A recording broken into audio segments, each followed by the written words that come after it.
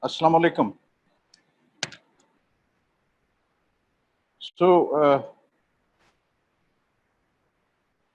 today's lecture is important. I would like to elaborate on this case history, and then I would be discussing reactions to severe stress. So here is the case history. Kindly read it carefully.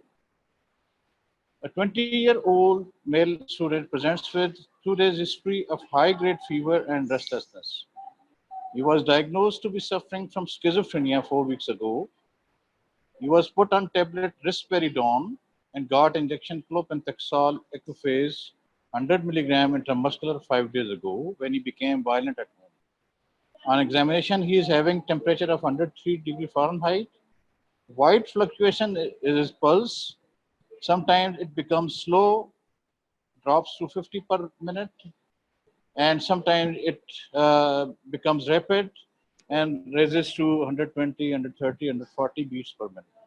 Similarly, his BP is fluctuating. Sometimes it's 180 by 120, and sometimes 100 by 60 or lower than that. He is confused and has generalized rigidity of the body. So this is the case history, okay? So what's the diagnosis? What's the diagnosis in this case? Anybody can write the diagnosis?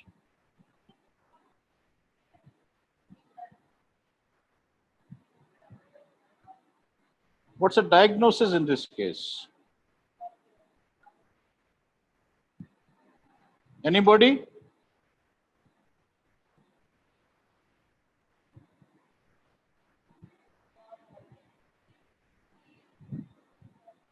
What is the diagnosis in this case?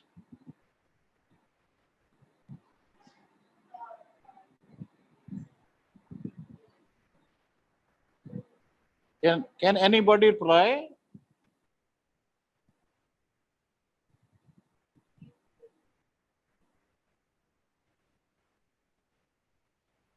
Diagnosis.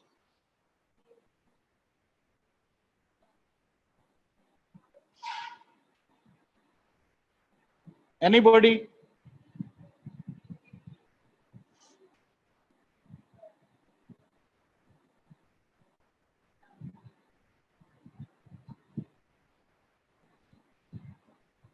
Can you write the diagnosis? Anybody?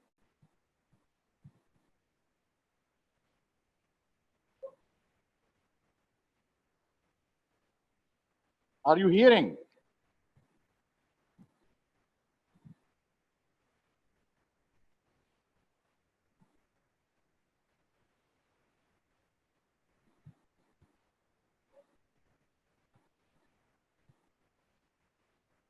Good. Encephalitis. That's good. Anything else?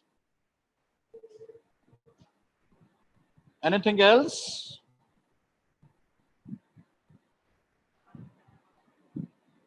This is a good diagnosis. Anything else? Anything else? Be confident. Be confident. You would be getting drug-induced fever. That's very good. What do you mean by drug-induced fever? If it is drug-induced fever, which is a correct diagnosis, uh, what type of drug is causing this fever, and what what is the name of the syndrome?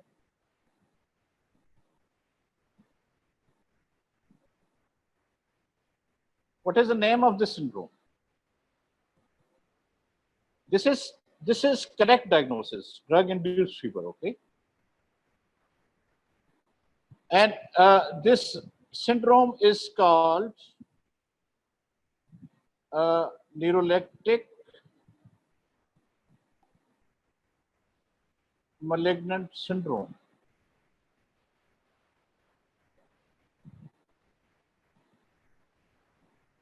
So He is having delirium, and underlying cause is that he is getting antipsychotic drugs. Okay.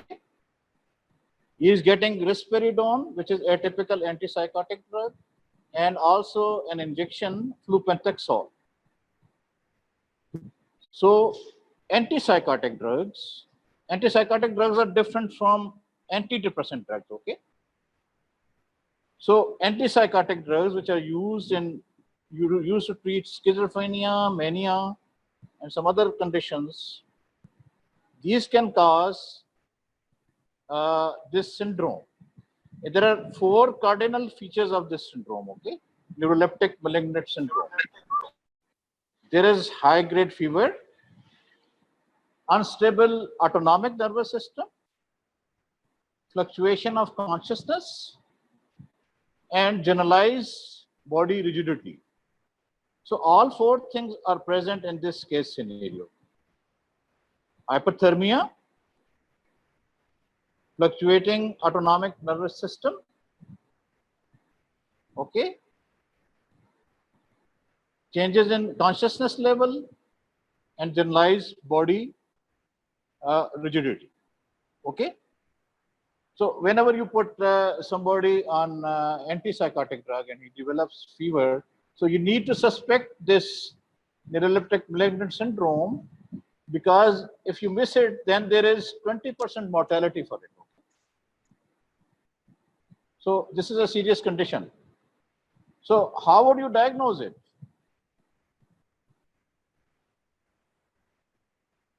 What investigations would you do?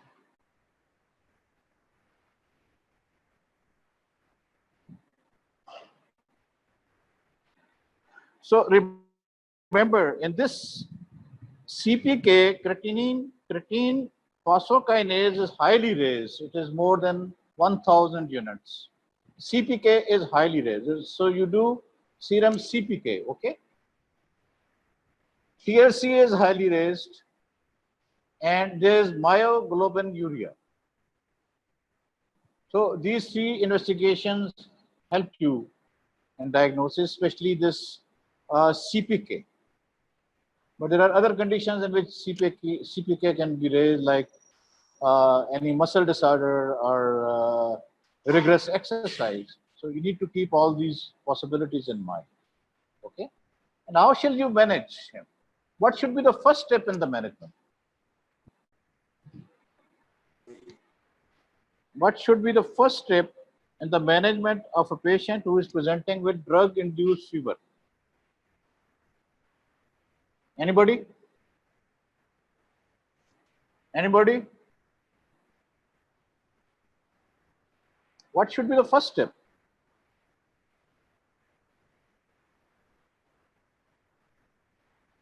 What should be the first step?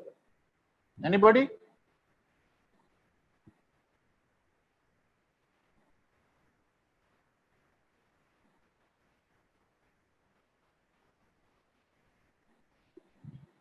Yes, very good. That's brilliant. Okay.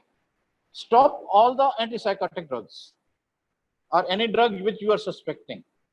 Stop it. Okay. Then it's a medical emergency.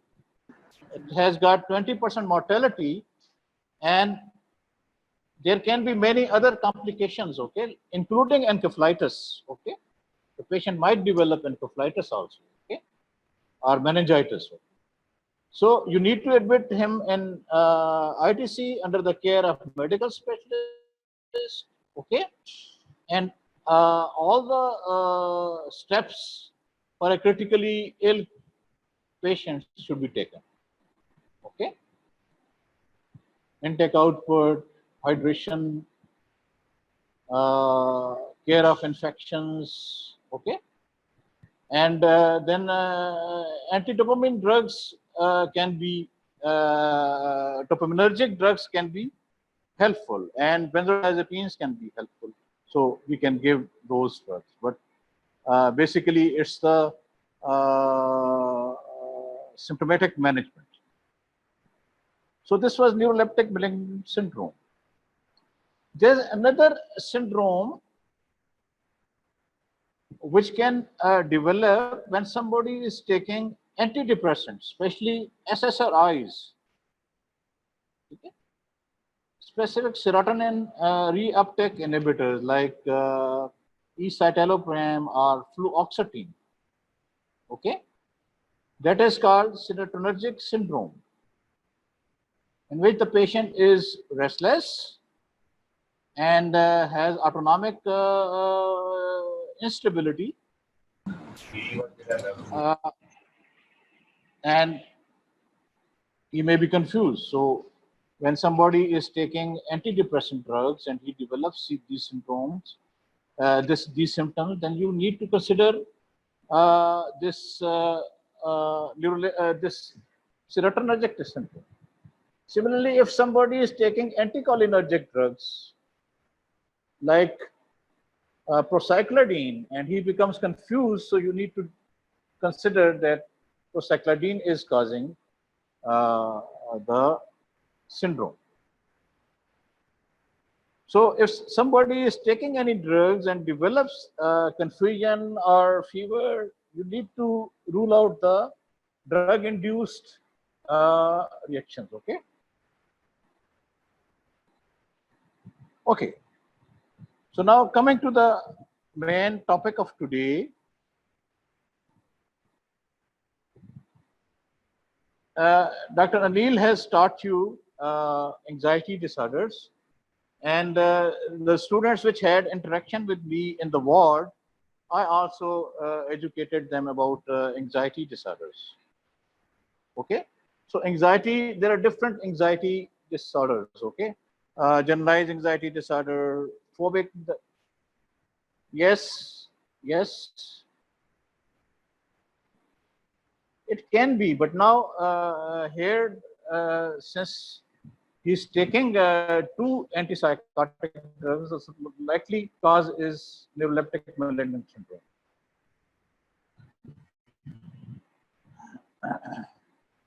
In differential diagnosis, you would consider many other possibilities also. Okay, so in anxiety disorders, there are many anxiety disorders like generalized anxiety disorder, phobic anxiety disorder, this obsessive compulsive disorder, panic disorder. Okay, and there are related disorders and which are called reactions to severe stress. Okay, so severe stress can cause disturbance in any body, but these can be normal reactions to severe stress. Like nowadays there is corona pandemic, and people are getting anxious and worried. So these are normal reactions to abnormal situations.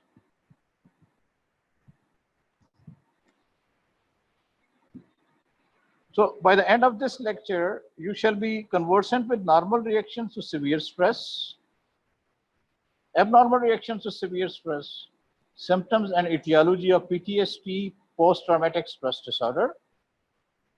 Uh, you would come to know what is psychological first aid and how do you manage post-traumatic stress disorder. So I would introduce these things to you, okay? So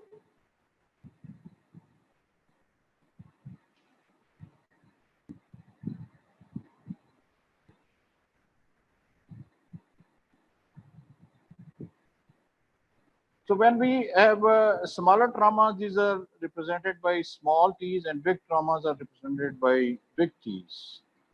So Pakistan has witnessed some of the worst tragedies during the last 2 decades, with earthquake 2005, acts of terrorism, war on terrorism, floods, current COVID-19 pandemic, and daily acts of rampant street crimes. These take heavy toll on people's physical as well as emotional health. While physical disability is usually obvious, the psychological wounds are often hidden, with distressing, unprocessed memories constantly victimizing the survivor. The trained minds are needed to detect it, and magical hands are required to heal and liberate the sufferer, bringing back the lost glow in his eyes and awakening his inner self. Okay? So you cannot see the psychological wounds, and you need to train your eyes and hands to detect and heal those psychological traumas. So these are some pictures of different catastrophes and floods and earthquakes and all this. So when a severe uh, traumatic event occurs, there are different phases of response. For example, when the earthquake occurred and or flood occurred, so people respond differently to. There are different phases, okay. And Raphael in 1986 described, okay, phases of response. So there's level of adjustment and time period. So when some catastrophe is coming, such as storm, so there's warning about that. And at times, the catastrophe can occur suddenly. So this is the warning period. Then when the catastrophe strikes, that is the impact, okay? That is the impact. And at this impact, people become, of course, very anxious and disturbed, and there is chaos, there is confusion around. And then there is a period post impact period, which is called honeymoon, in which different organizations, individuals, government are helping the survivors. And after that, in weeks to months, people expectations are not met. People are not getting proper food, not getting shelter, not getting money. So they become disillusioned. Okay, they become disillusioned, and they may become resentful against the government and other people. So impact, then post impact honeymoon period, and then disillusionment period. Okay, and then after months to years, people become adjusted to that event, and they come to realize that it is their responsibility to adjust to it. And some people have post-traumatic growth. They become more mature, they become more spiritually awakened after the trauma. So these are the stages response to major trauma. Okay.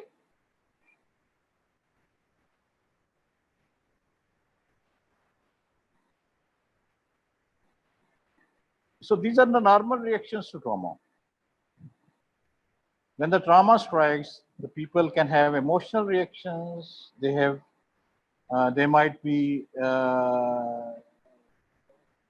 confused. They might be distressed. That might be anxious. They have cognitive reaction. They have physical reaction. They have social reactions. So these are normal reactions to abnormal situations. Any type of reaction can occur. Okay.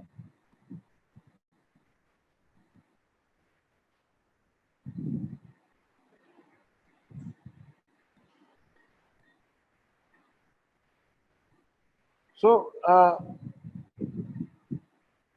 immediately, if the reactions are severe and the person becomes sick and his functioning is impaired, then when we diagnose it as acute stress reaction.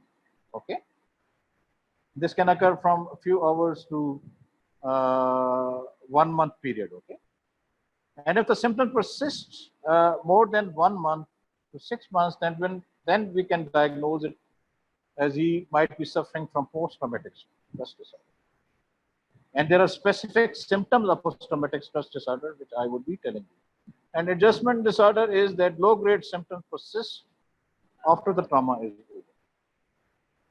The person might be anxious or depressed or might have behavioral problems or other problems. So these are three types of psychiatric disorders which can occur in response to severe stress. Okay. So here we are concerned with post-traumatic stress disorder.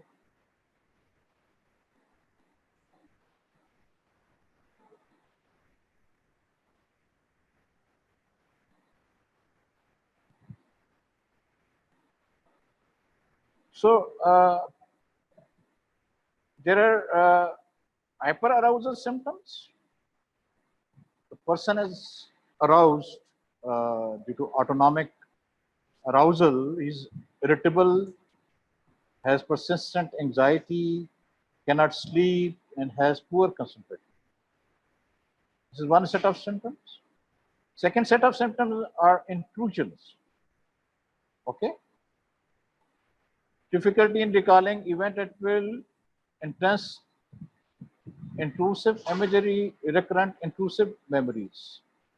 That the memories intrude into his mind. Okay. He might be sitting and, flashbacks can occur. He might be, doing something else and flashbacks can occur. Intrusive memories can come into mind. What he saw, what he felt, what he experienced. And the person thinks that the event is happening again. So hyperarousal symptoms and intrusion symptoms, flashbacks, okay? Then are avoidance symptoms, that the person avoids talking about the event, okay? And he becomes detached about the event, doesn't talk, okay? He cannot feel the emotions and he loses interest in activity. So avoidance. The person wouldn't talk about the event. He wouldn't go to the place where the event occurred. Okay. So he avoids. So hyperarousal, intrusions, avoidance. Okay. And there can be mood and other symptoms. He might feel shame. Shame that some people in the family died and he has survived. Okay. And there can be blame and persistent negativity. He might become depressed and feel guilty. And he might have reconsideration of beliefs about religion and about meaning of life. Or there can be dissociative symptoms and depersonalization. Okay, there can be memory symptoms, or he is not aware of the situations or surrounding.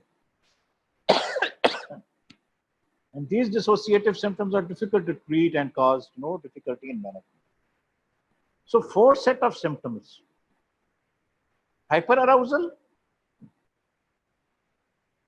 intrusions and flashbacks, avoidance symptoms, and mood and other symptoms. Okay. So if these symptoms persist for more than 1 month, then we can diagnose PTSD. And American system says that the symptoms should persist for 6 months before we diagnose PTSD. But before that, we cannot diagnose if somebody is having insomnia or flashback. We cannot diagnose PTSD. These symptoms need to persist for more than at least 1 month.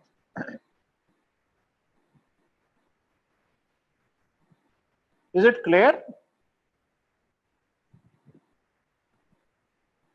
So if the scenario comes and these are 3 or 4 set of symptoms, then you can diagnose. Is it clear?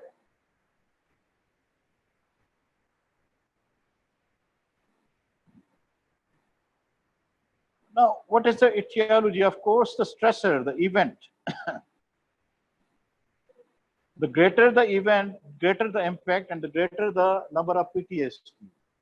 And in earthquakes and in fires, 40 to 50% people have been affected by PTSD. So that would depend on the nature of stressor. And the stressor can be individual one. For example, somebody witnessed a murder, or somebody had, physical or sexual abuse. So after that, one can develop post-traumatic stress disorder. Okay, or somebody had some illness and some experience in the hospital. For example, some patients who are suffering from COVID-19, they can develop post-traumatic stress disorder. The experience of ventilators, the experience of hospitals, the experience of ITCs, the experience of difficulty in breathing, and other things, stigma. So some patients with COVID-19 can develop this PTSD or other stress disorders. Then there's some genetic contribution. 1/3 of the variance is genetic. And other predisposing factors include neuroticism. Some people are anxiety prone. Okay, so they are high on neurotic symptoms. Children and old people are susceptible to develop this PTSD. Women are more susceptible to develop PTSD. And if there is a past psychiatric illness, that predisposes one to develop this illness. And if there are past traumatic experiences, for example, somebody suffered emotional abuse in the childhood or some other trauma, death of a parent, and some other event happens in the present, then he is more liable to develop PTSD. And cognitive appraisal, that how we see the events and what meanings we do give to the events, that is cognitive appraisal, that also counts. Our thinking styles.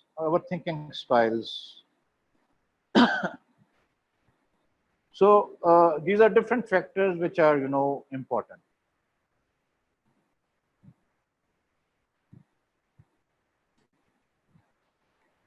Then there are different models, psychological and biological, not important from your point of view. Traumatic experiences can usually be processed and assimilated, okay, without development of pathological response. Pre-existing beliefs and model of the world and the difficulty assimilating from information provided by the trauma. So what we have, pre-existing beliefs and models, how we see the world and how we see ourselves, can hinder the, assimilating information.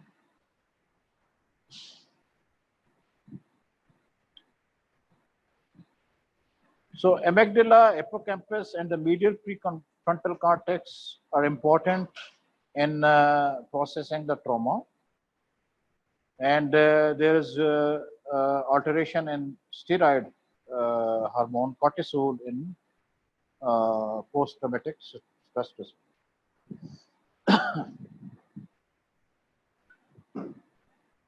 So trauma is an experience that does not seem to have an end. Therapy helps achieve an ending. Trauma is an experience that doesn't seem to have an end. It keeps on occurring, okay? One keeps on re-experiencing it, and therapy helps achieve an ending. Therapy means psychotherapy.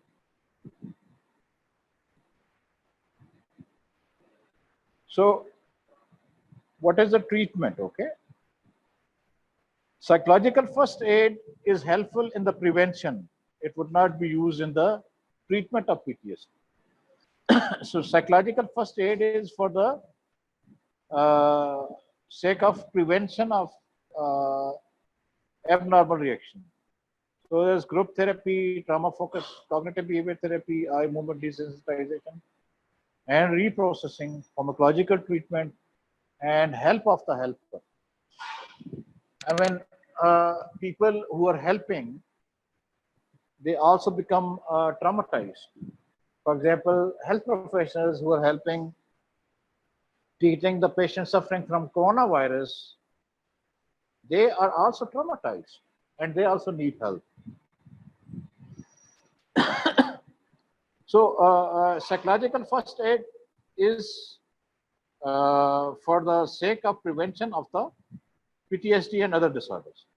So, just to introduce you to psychological first aid, you are familiar with the first aid which you do routinely, okay, after surgical trauma, but this is psychological first aid.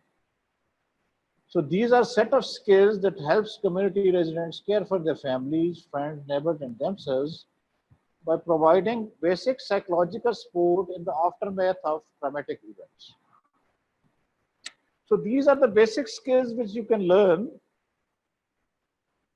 or your families can learn. And whenever there is a catastrophic event, these skills can be applied.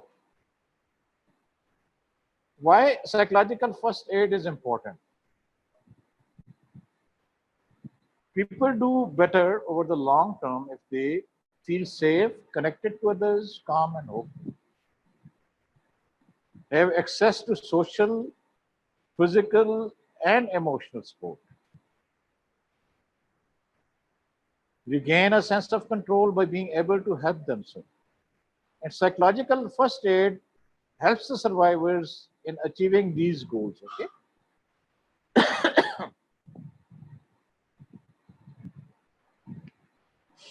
If this crisis happened, what would you need as a survivor? And what would you need as helper?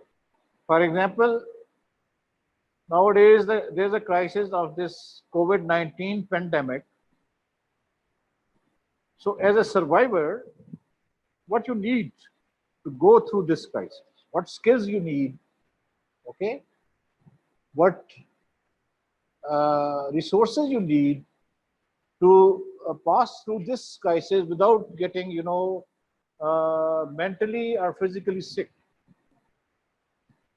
And what resources would you have that if somebody becomes very anxious and has panic disorder due to this fear of coronavirus, what skills do you need to have? Okay. So two questions you need to ask. What skills you need as a survivor? And if you are a helper, if you are a doctor or some other helper, what skills you would need, okay? So these are the principles of psychological first aid, simple. That you prepare yourself before the crisis, whatever crisis is, look, listen, and link. Remember this, look, listen, link. And you can have photograph of this slide.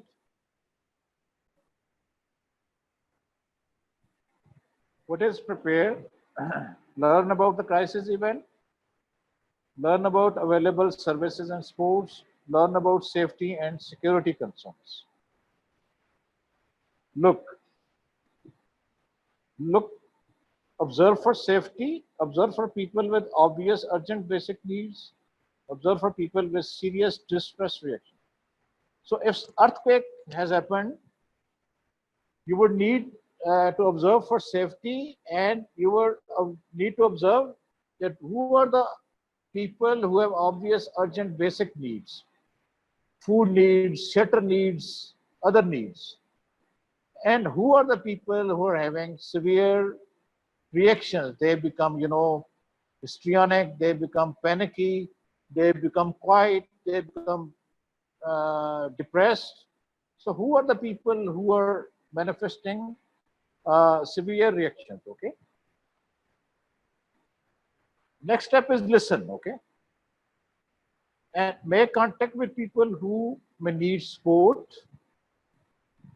ask about people's needs and concerns, that what are their needs and what are their worries and concerns, and listen to people and help them feel calm. So if a person is getting panicky, you need to ask him about his needs or concerns and listen to him calmly. Then link, help people address basic needs and access services. Okay, where the food is available, where the shelter is available, where the plants are available, and other things are available. You can give the phone number or introduce to the volunteers, NGOs. Okay, help people cope with practical problems, give information about various aspects, and connect people with loved ones and social uh, resources. So if somebody has become disconnected with his family, you can make efforts to connect him with his family or social circle. So prepare, look, listen, and think. So psychological first aid is given just like surgical first aid whenever immediately after a catastrophic event. Say it's a flood, say it's a mass casualties in an accident, or there is a bomb blast, or there's an earthquake. So psychological first aid is given immediately after that or within days. And psychological, remember, psychological first aid you are giving to people who are not mentally sick. You are just giving them support. You are just helping them to help to prevent later on psychiatric problems. Okay, is it clear?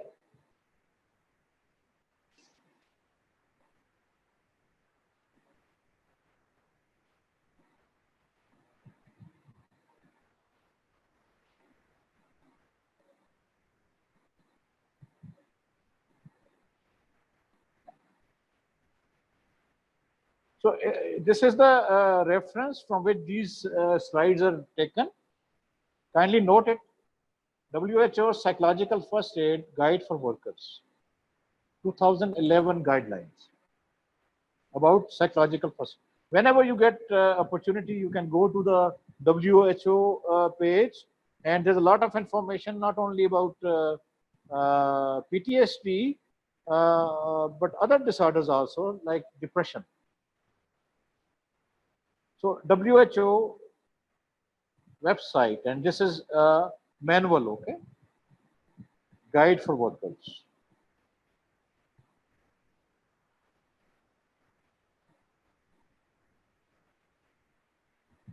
So principles are the same.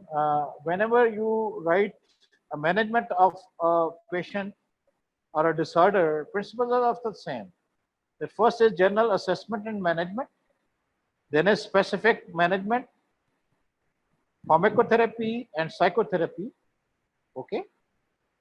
And one thing is left, and that is rehabilitation. Some people need rehabilitation, and work rehabilitation, physical rehabilitation, mental rehabilitation. So fourth heading would be rehabilitation.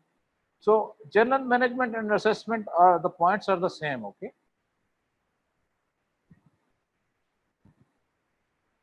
Any patient presenting with any anxiety disorder or depressive disorder or anything else, you can write these points. Okay. Detailed history, physical, mental state, and cognitive state examination. Biopsychosocial assessment. Biological investigations in keeping with the assessment and general causes of anxiety. So in the differential diagnosis of PTSD, there might be, other psychiatric disorders or other anxiety disorders which you need to rule out. And you also need to rule out physical disorders, okay, like hyperthyroidism or, other causes of anxiety disorders you need to rule out according to the clinical situation, clinical examination. May be admitted if the disorder is severe, disabling, there is a diagnostic uncertainty, or a risk of suicide or homicide. The majority of cases, however, may be evaluated and treated in the OPD. This applies to every disorder, okay? Treat any underlying physical disorder or comorbid physical or psychiatric disorder like depression. Depression is very common with PTSD. And you need to assess the person for depression and suicidal ideas. And if there is comorbid depression, you would need to treat that. The patient may be needed to be referred to the concerned consultant. Consultant might be, physical for medical consultant, surgical consultant, or psychiatrist, depending on the need. So these are the general management points which you can write in most of the disorders. The lifestyle changes, self-help, and support group. You need to give advice about diet, exercise, activities, stress management, time and financial management, problem solving, social skills. Okay? You can write these points in other anxiety disorders and depressive disorders. And you need to take measures to prevent the patient from harming himself or others. This point you would need to write in each management plan. Okay? Then informational care to the patient and to the family. This you need to write in each management plan.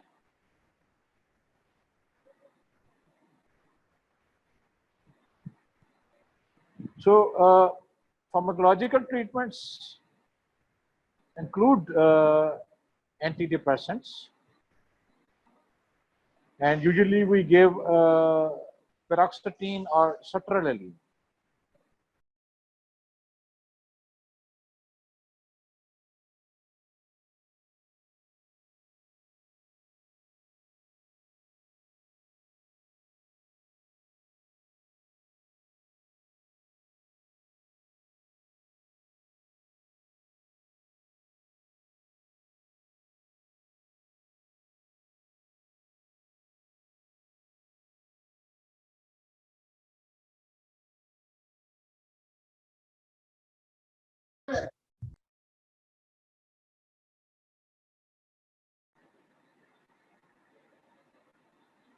Hello. So antidepressants, SSRIs, tricyclic antidepressant you can give, okay?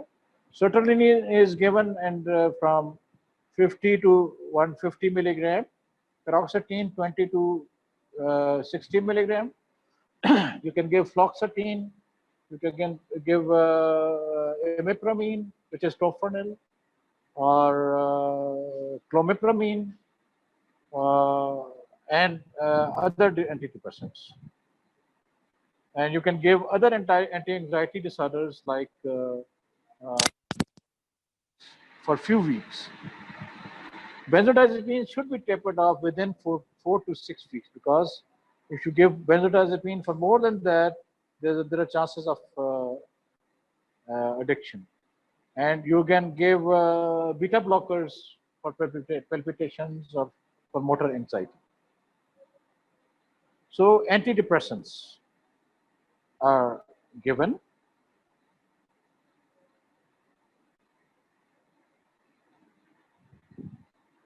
Antidepressants are given alone or in combination with psychological treatments. And there are two psychological treatments which are evidence-based. Okay. And this is the study, 2007 British Journal of Psychiatry. Okay. And this compared 4 treatments: cognitive behavior therapy, trauma focus, EMDR, stress management, and group CBT. And results were all improved more than waiting list normal care. No evidence of difference in efficacy between trauma-focused CBT and EMDR. Trauma-focused CBT and EMDR were superior to stress management and their other therapies. So conclusion was that first line psychological treatment for PTSD should be trauma-focused cognitive behavior therapy or eye movement desensitization and reprocessing. Please note these two treatments. EMDR is eye movement desensitization and reprocessing, EMDR, and trauma-focused CBT. And I would like to educate you something about these two treatments. EMDR. So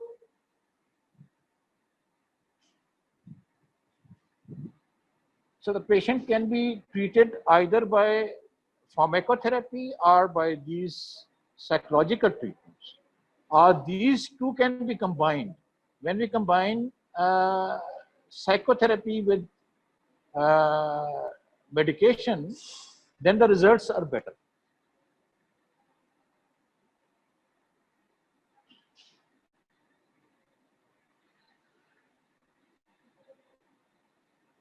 So what is CBT?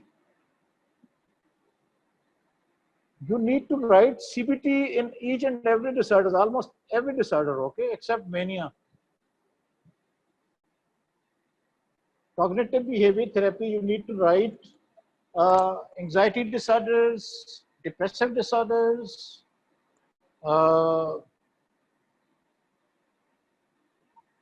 sexual disorders, adjustment disorder, post-traumatic stress disorder, obsessive compulsive disorder. Even CBT is used to treat schizophrenia. And the principle of cognitive behavior therapy are simple. That our reactions are usually not due to the event or situation, but due to our thoughts and the meaning we give to that situation. Okay? That is, A does not cause C, it is ABC. A is the event,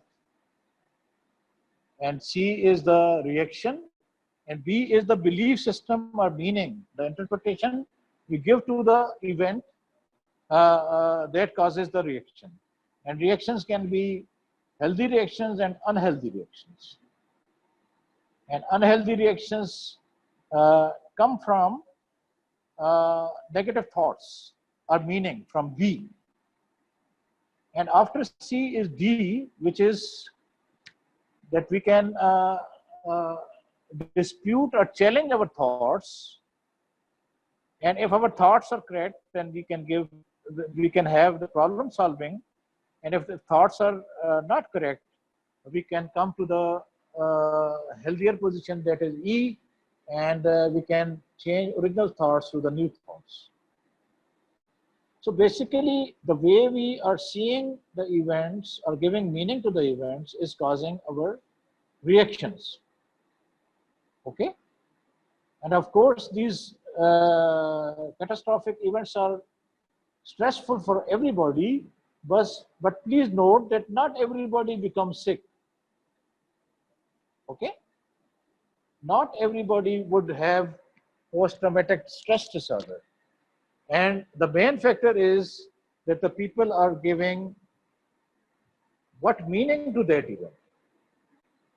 What is their thinking style? What is their views, belief system?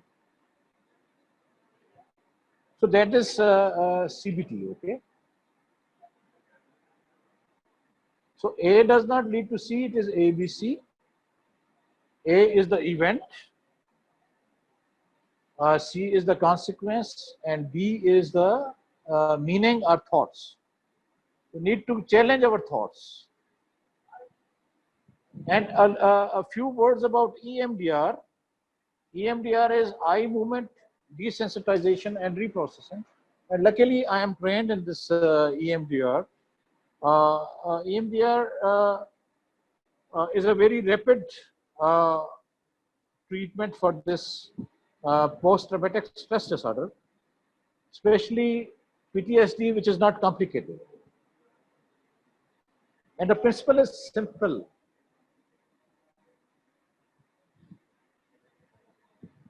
That whatever happens during the daytime, our brain processes it in the during the sleep. Okay.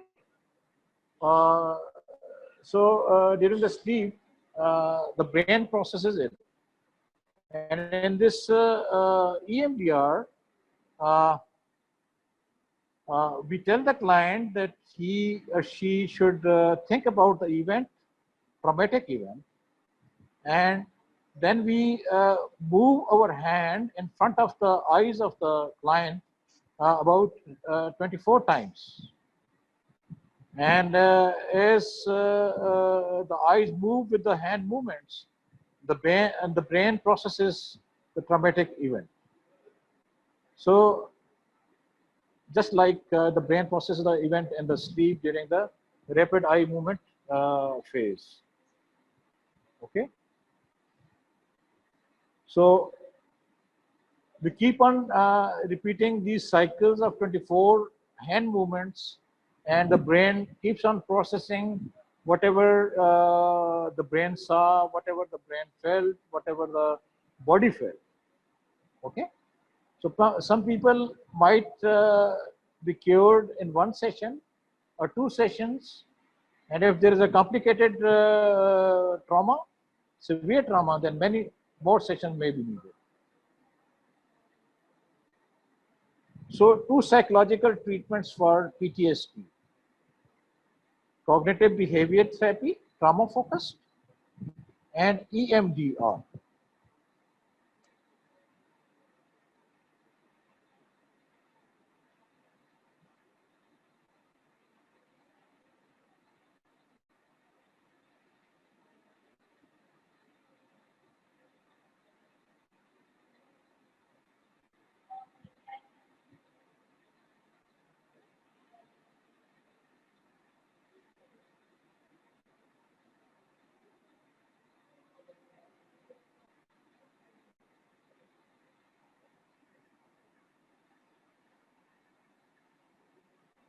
Okay. So general principles of management are the same for most of the disorders, and then specific treatment for each disorder would, of course, that would be different. Any question?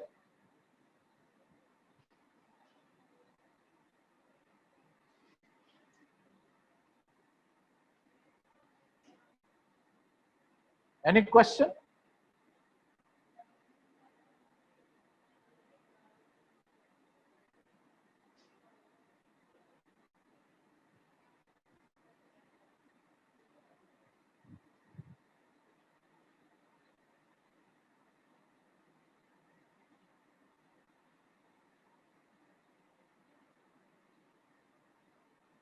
Any questions?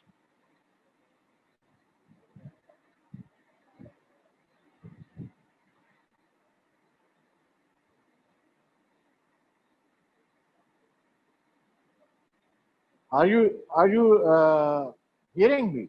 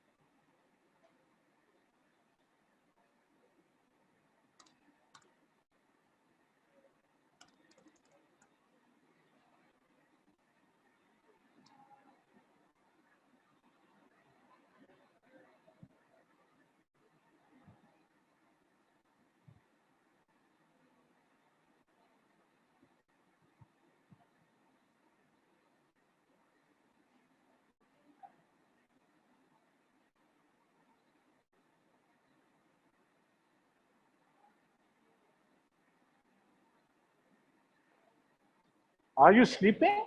You people are sleeping?